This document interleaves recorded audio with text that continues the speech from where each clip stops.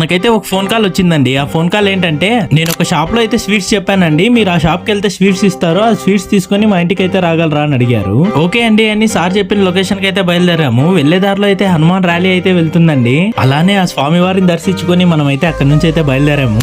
Night అండి అరౌండింగ్ 10 అలా అవుతుంది. ఆ టైంలో అయితే ఒక కాల్ అయితే వచ్చిందండి. ఆ కాల్ ఏంటంటే, అన్న నాకు ఒక దోశ 2 ఐస్ క్రీమ్స్ కావాలి, మీరు ఏమైనా తీసుకొని రాగలరా అని అడిగారు. ఓకే బ్రో తీసుకొని వస్తాము, అడ్రస్ ఎక్కడ అంటే, అన్న నేను 60 ఫీట్ రోడ్ లో ఉంటానన్నా, మీరు అక్కడికి రాగానే నాకు కాల్ చేయండి అన్న, నేను అడ్రస్ చెప్తాను అన్నాడు. అక్కడికి వెళ్ళగానే ఆయన కాల్ చేసి ఆయన చెప్పిన లొకేషన్ లోకి వెళ్ళేసి ఆ బ్రోకి అయితే డెలివరీ ఇవ్వడం జరిగింది. ఆ డెలివరీ కంప్లీట్ అవ్వగానే నైట్ 11:30 అయిందండి. ఆ టైంలో అయితే ఒక కాల్ వచ్చింది. మా వాళ్ళైతే హైదరాబాద్ కి వెళ్తున్నారండి, రేపు ఇంటర్వ్యూ ఉంది, ఆ వెళ్లే హడావిడిలో కొన్ని సర్టిఫికేట్స్ అయితే మర్చిపోయారు, మీరైతే అర్జెంట్ గా స్టేషన్ కి వెళ్ళేసి సర్టిఫికేట్ అయితే ఇవ్వగలరా అని అడిగారు. ఓకే అన్న తప్పకుండా ఇస్తాము అని చెప్పాను.